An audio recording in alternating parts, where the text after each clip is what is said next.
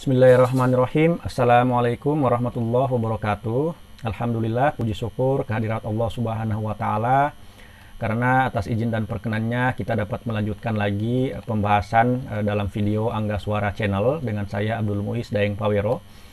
Pada kesempatan kali ini saya akan mendiskusikan tema yaitu terkait dengan mata kuliah studi agama-agama ya, atau diskusi tentang studi agama-agama, di mana tema ini adalah kelanjutan dari pembahasan pada video sebelumnya yang membahas tentang agama sebagai wujud atau sebagai landasan untuk menciptakan kerukunan antar sesama umat manusia. Adapun juga video ini juga adalah kelanjutan dari pembahasan saya juga yang masih berbicara tentang kajian keagamaan, di mana banyak juga kelompok-kelompok tertentu ya yang mengatasnamakan agama untuk menyerang kelompok lain. Nah, jadi di satu sisi agama itu dijadikan sebagai wujud untuk menciptakan perdamaian, di sisi lain agama juga dijadikan sebagai simbol untuk menyerang kelompok yang lain gitu. Itu sudah saya bahas pada video sebelumnya.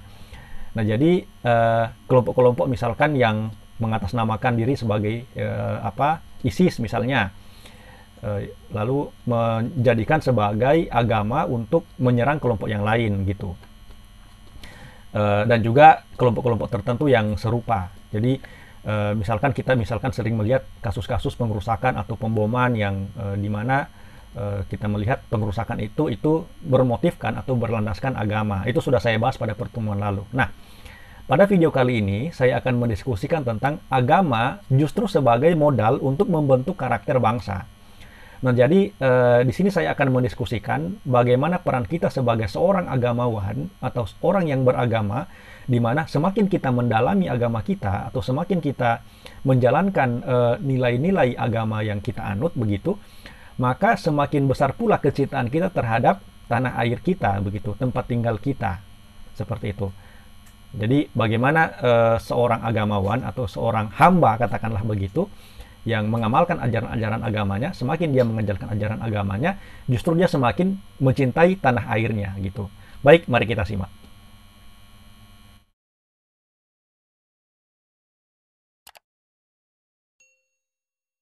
Bapak Ibu dan juga sahabat-sahabat sekalian, kalau kita melihat sejarah pembentukan karakter bangsa ya, atau bagaimana Negara Kesatuan Republik Indonesia ini didirikan, itu kita bisa melihat sering terjadi perdebatan ideologi di sana. Nah, jadi ideologi yang mengusung misalnya bahwa negara ini harus didirikan berdasarkan ideologi sekuler atau ideologi liberal. Ada juga unsur atau ideologi yang kedua yang mengatakan bahwa ideologi negara ini harus didirikan berdasarkan ideologi agama. Jadi ini sering terjadi perdebatan antara kedua kubu ini. Nah, pandangan pertama ini lahir dari kelompok-kelompok elit yang berhasil dikader dari kalangan barat, gitu ya.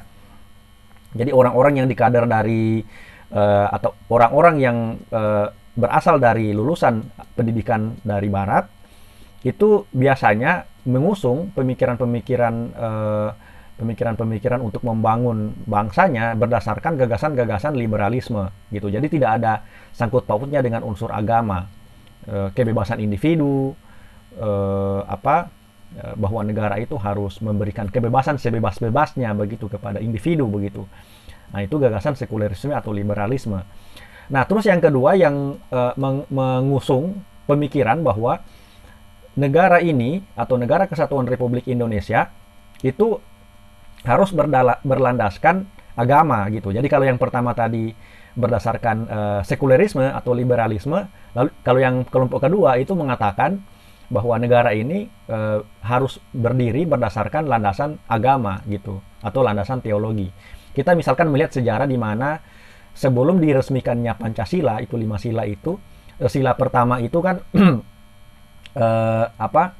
mengatakan bahwa kewajiban menjalankan syariat Islam bagi pemeluknya kan. Nah, itu kita kenal dengan Piagam Jakarta. Kita bisa melihat sejarahnya itu. Nah, lalu kemudian direvisi atau dirubah menjadi ketuhanan yang Maha Esa, gitu.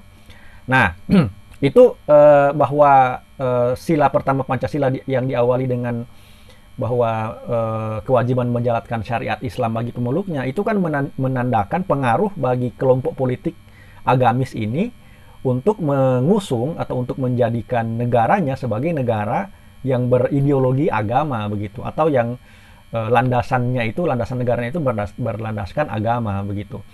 Nah, ini tentu menimbulkan pertentangan dari kelompok-kelompok yang berbeda agama gitu ya. Kalau misalkan tadi ketika diusung bahwa landasan negara ini adalah yang pertama itu kewajiban menjalankan syariat Islam, lalu kemudian diubah menjadi ketuhanan yang Maha Esa, karena banyak mendapatkan pertentangan dari kelompok-kelompok yang berbeda agama begitu, atau kelompok-kelompok dari kalangan non-Islam, khususnya di daerah-daerah perbatasan ya, daerah-daerah di luar Jawa, sehingga nanti kalau misalkan diterapkan misalnya sila pertama kewajiban menjalankan syariat Islam itu nanti akan berpengaruh kepada kelompok-kelompok non-Islam misalnya, sehingga mereka tidak akan setuju begitu, sehingga akan berpotensi menimbulkan kekacauan gitu.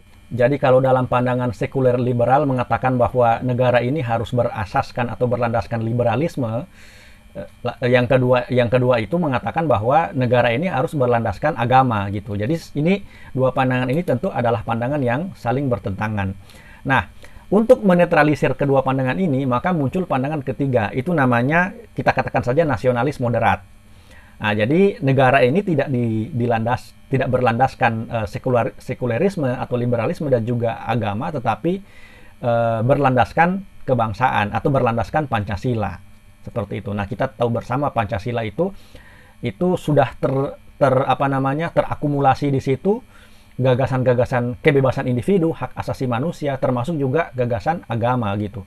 Itu ketuhanan yang Maha Esa itu dalam pengertian bahwa semua umat manusia di Indonesia atau seluruh masyarakat Indonesia itu tentu adalah masyarakat yang memiliki Tuhan begitu, yang berkeyakinan akan Tuhan. Seperti itu. Artinya masyarakat religius. Nah, artinya di dalam Pancasila itu sudah include di situ religiusitasnya dan juga liberalismenya. Maksudnya sudah include di situ orang yang harus menjalankan agamanya dan juga orang yang harus menjunjung tinggi kebebasan orang lain gitu, harus memenuhi hak-hak orang lain. Itu termanifestasi di dalam kemanusiaan yang adil dan beradab. Harus berperilaku adil kepada manusia yang lain, walaupun manusia yang lain itu berbeda dengan kita. Seperti itu. Ada termasuk di situ juga persatuan Indonesia. Persatuan Indonesia itu sudah jelas bahwa di dalam negara kita yang notabene realitas negara kita adalah negara yang majemuk. Tetapi walaupun negara kita adalah negara majemuk yang terdiri dari berbagai macam suku, agama, dan budaya, tetapi juga justru dengan kemajemukan itu adalah kekuatan bagi kita untuk bersatu dan bekerja sama untuk mencapai visi bersama, yaitu mencapai negara kesatuan Republik Indonesia yang adil dan makmur, gitu, yang damai, seperti itu. Nah, ini pandangan nasionalisme moderat. Nah, sehingga di dalam pandangan ini lahir tokoh-tokoh agama yang berpandangan moderat, yang juga menganggap bahwa Pancasila itu adalah ideologi yang pas bagi negara, gitu. Kita ketahui bersama di dalam ungkapannya Kiai Wahab Hasbullah ya, Kiai Wahab Hasbullah ini adalah seorang kiai karismatik yang juga turut memberi kontribusi di dalam kemerdekaan Republik Indonesia, dan dia mengatakan bahwa hubbul waton minal iman. Jadi cinta tanah air itu adalah sebagian dari iman. Nah, ini dia mengatakan bahwa sebagai seorang muslim atau sebagai seorang yang beragama Islam, tentu kita harus mencintai tanah air ini gitu. Kenapa kita harus mencintai tanah air ini sebagai seorang muslim? Karena kita lahir di sini, kita makan di sini, kita menghirup oksigen yang ada di sini gitu ya. Kita memakan tanah Indonesia, memakan tanah yang tumbuh-tumbuhan yang dihasilkan oleh tanah yang dari tanah Indonesia gitu ya. Kita minum air yang dihasilkan oleh tanah Indonesia seperti itu, dan seterusnya, sehingga kita wajib mencintai negeri ini gitu. Nah, maka dia mengatakan itu hubul waton minal iman. Kalau orang mencintai negeri ini itu adalah sebagian dari iman gitu. Mencintai negara ini adalah sebagian dari iman itu sendiri gitu ya. Nah, lalu di sisi lain dalam pandangan Islam atau nasionalis moderat ini mengatakan bahwa negara yang majemuk ini itu tidak mungkin terwujud ya, tidak mungkin terwujud manakala tidak ada kesadaran bersama gitu ya. Jadi tidak ada kesadaran bersama antar pemeluk agama atau antar suku atau antar budaya sebagai titik temu dalam mendorong upaya merintis terbentuknya sebuah negara gitu. Nah, artinya adalah berdirinya negara ini itu karena ada kesepakatan bersama antar pemeluk agama, antar tokoh-tokoh agama gitu. Jadi, kalau tidak ada kesepakatan bersama, jelas negara ini tidak akan terrealisasi, negara ini tidak akan berdiri gitu ya. Kalau dalam pandangan sekulerisme kita, negara kita itu harus liberal. Kalau dalam pandangan fundamentalisme agama, negara kita itu harus berlandaskan agama tertentu. Kalau dalam pandangan nasionalisme moderat atau Islam moderat, negara kita ini bukan berdasarkan liberalisme dan juga bukan berdasarkan ideologi agama tertentu, tapi berdasarkan Pancasila. Nah, di mana ideologi Pancasila itu sudah merangkum atau sudah bisa memayungi segenap masyarakat yang ada di Indonesia ini. Gitu, dengan realitas masyarakat yang sebagaimana saya katakan tadi adalah masyarakat majemuk yang terdiri dari berbagai macam suku, berbagai macam agama, dan berbagai macam budaya. Dan kalau tidak ada kesepakatan bersama antar berbagai macam suku, agama, dan budaya yang berbeda-beda itu, maka negara ini pasti tidak akan terwujud begitu. Maka muncullah satu slogan atau semboyan negara kita yang didirikan oleh founding father kita, yang namanya itu adalah Bhinneka Tunggal Ika. Bhinneka Tunggal Ika itu artinya adalah walaupun kita berbeda-beda, tetapi kita satu tujuan. Perbedaan itu bukan untuk perpecahan, tapi untuk persatuan. Seperti itu. Kita lanjut pada pembahasan tentang karakteristik agama. Nah, jadi tentunya karakteristik agama ini adalah karakter yang harus dimiliki oleh orang yang beragama, khususnya agama Islam ya. Nah, kalau di agama Islam itu dikenal dengan hablum minallah atau hubungan manusia dengan Allah, lalu kemudian hablum minannas dan juga hablum minal alam. Kalau hablum minannas itu adalah hubungan manusia dengan manusia, kalau hablum minal alam itu hubungan manusia dengan alam sekitarnya, seperti itu. Artinya adalah di dalam fungsi kita sebagai seorang muslim atau ketika kita menjalankan tugas kita sebagai orang yang beragama Islam, maka kita bukan hanya bertanggung jawab terhadap ritual-ritual kita begitu, atau bukan cuma hablum minallah saja begitu, bukan cuma sekedar bagaimana kita berhubungan dengan Allah Subhanahu wa taala, tetapi kita juga harus memperhatikan yang namanya hablum minannas. Itu harus include antara hablum minannas antara hablum minallah dan hablum minannas. Hablum minannas itu bagaimana kita peka terhadap kondisi sosial kita gitu. Tetangga-tetangga kita yang kelaparan, tetangga-tetangga kita yang kena gusur, tetangga-tetangga kita yang menjadi korban politisi misalnya, atau menjadi korban tipu muslihat kelompok-kelompok tertentu seperti itu, maka kita harus memiliki kepekaan terhadap itu begitu. Nah, jadi ini adalah tanggung jawab sebagai seorang muslim, tanggung jawab sosial. Jadi hablum minannas itu adalah upaya seorang muslim untuk berperilaku baik terhadap umat manusia. Nah, itu hablum minannas. Kalau hablum minallah kan kita sudah tahu bersama, itu adalah rukun Islam yang harus kita kerjakan. Ada syahadat, itu wajib, sholat 5 waktu, puasa, kan, lalu zakat, terus haji, gitu. Haji bagi yang mampu, gitu ya. Nah, itu hablum minallah. Kita tentu sudah tahu semua itu. Ada juga rukun iman. Hablum minallah itu adalah rukun Islam dan rukun iman. Bagaimana kita memiliki keyakinan terhadap ciptaan-ciptaan Allah Subhanahu wa taala. Gitu ya. Nah, lalu hablum minannas seperti yang saya katakan tadi, bagaimana kita memiliki kepekaan sosial, berbuat baik kepada sesama manusia. Nah, terus yang berikut hablum minal alam. Jadi bukan cuma berhubungan secara kontinu, menjalankan kewajiban kita di dalam syariat Islam, dan juga menjalankan kewajiban kita di dalam berhubungan sosial dengan masyarakat, tetapi juga kita harus berkewajiban untuk hablum minal alam. Artinya kita harus berkewajiban untuk menjaga kelestarian lingkungan. Seperti itu. Nah, salah satu ciri menjaga kelestarian lingkungan ini misalkan tidak membuang sampah sembarangan, tidak melakukan penggundulan hutan, begitu. Menolak perusahaan-perusahaan yang berusaha untuk merubah hutan menjadi kelapa sawit misalnya, menolak perusahaan-perusahaan yang berusaha untuk merusak ekosistem seperti misalnya menggunduli hutan untuk membangun tadi itu kelapa sawit, atau menggunduli hutan untuk membangun sebuah perusahaan pertambangan, atau mereklamasi pantai begitu. Nah, itu kan adalah upaya untuk merusak lingkungan. Nah, kita sebagai seorang muslim harus menolak itu karena sebagai upaya hablum minal alam, maka kita bertanggung jawab untuk menjaga alam ini agar tetap lestari dan tidak dirusak oleh tangan-tangan yang jahat. Gitu. Karakteristik agama yang berikutnya adalah agama itu sebagai etos bagi nasionalisme. Maksudnya begini, seorang muslim yang menjalankan agama dengan baik, atau seorang muslim yang betul-betul menjalankan hakikat agamanya sebagai seorang muslim, maka dia akan semakin menciptakan perdamaian di mana-mana, gitu ya. Dia akan semakin mencintai perdamaian, semakin mencintai kerukunan. Karena kenapa dia semakin mencintai kerukunan? Sebagai makhluk ciptaan Allah Subhanahu wa taala, gitu ya, dia akan senantiasa menghargai juga makhluk ciptaan Allah yang lain, gitu. Walaupun manusia berbeda agama dengan dia, misalnya, atau berbeda budaya dengan dia, atau berbeda suku, bahkan manusia yang jahat kepada dirinya pun, dia akan berusaha untuk berbuat baik kepada manusia yang jahat itu, gitu ya.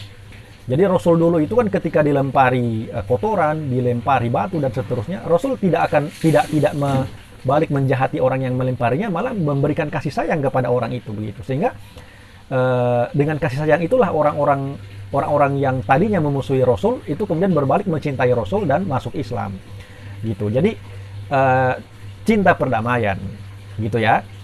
Kalaupun kita menganggap orang lain berbeda dengan kita, misalnya berbeda agama dengan kita, satu hal yang perlu kita pahami, atau tidak boleh kita sangkal, atau satu hal yang menjadi kenyataan, orang tersebut itu walaupun berbeda agama dengan kita, orang itu adalah ciptaan Allah Subhanahu wa taala juga kan, gitu. Orang itu adalah ciptaan Tuhan yang kita sembah. Maka untuk menghargai Tuhan juga, untuk menghargai untuk mengapresiasi atau untuk bersyukur kepada Allah Subhanahu wa taala, atau untuk menjalankan hakikat, atau untuk menjalankan peran kita sebagai hamba Allah Subhanahu wa taala, maka kita juga harus menghargai ciptaan-ciptaan Allah Subhanahu wa taala walaupun berbeda dengan kita, begitu ya.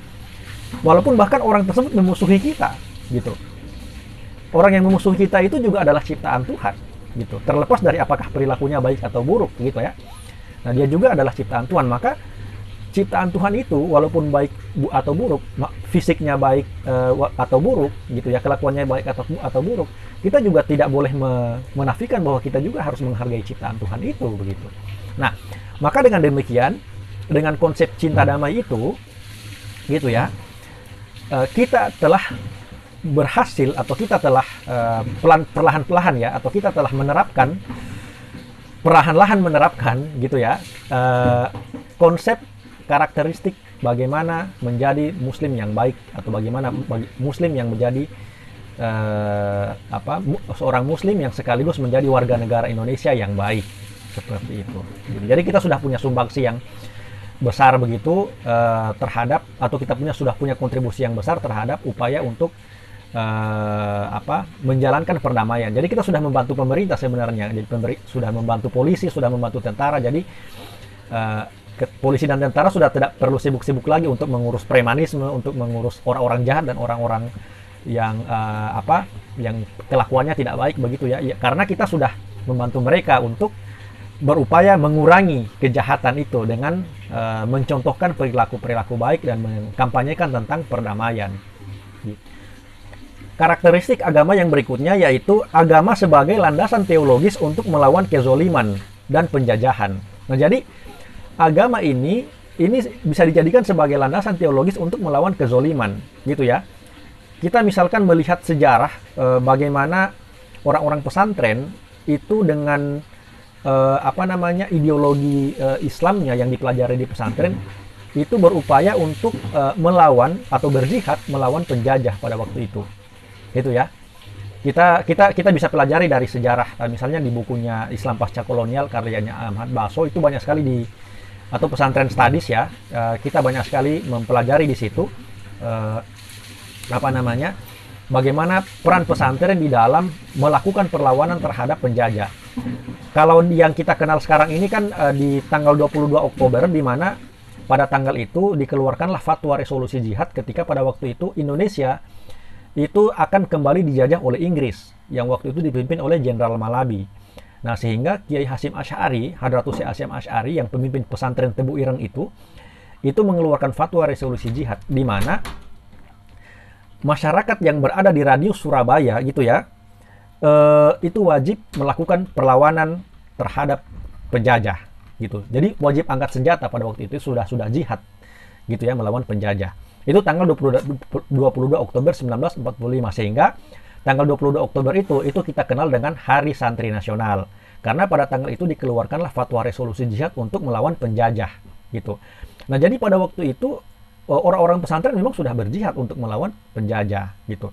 Nah, artinya adalah agama itu bisa kita dijadikan sebagai landasan teologis untuk melawan berbagai macam kezoliman dan penjajahan gitu.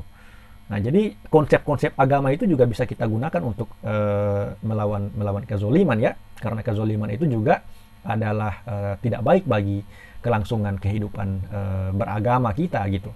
Nah, itu sudah diterapkan para kiai-kiai terdahulu. Kita bisa melihat misalkan tadi itu tanggal 22 Oktober Kiai Hasyim Asy'ari mengeluarkan fatwa resolusi jihad untuk melawan penjajah, di mana Jenderal Malabi memimpin pasukannya, Jenderal Inggris ya pada waktu itu, sehingga berujung pada meninggalnya atau tewasnya Jenderal Malabi di Surabaya pada waktu itu. Nah, itu adalah beberapa karakteristik agama, untuk bagaimana karakteristik agama itu kita bisa gunakan untuk menjaga negara kesatuan Republik Indonesia yang kita cintai ini. Bapak Ibu dan juga sahabat-sahabat sekalian, itu dulu yang dapat saya sampaikan. Semoga dapat membawa manfaat bagi kita semua. Bapak Ibu dan juga sahabat-sahabat bisa juga menyimak video-video yang sudah saya posting pada pertemuan-pertemuan sebelumnya untuk menambah referensi ya. Semoga kita bisa ketemu lagi di dalam video-video berikut. Demikian, Assalamualaikum warahmatullahi wabarakatuh.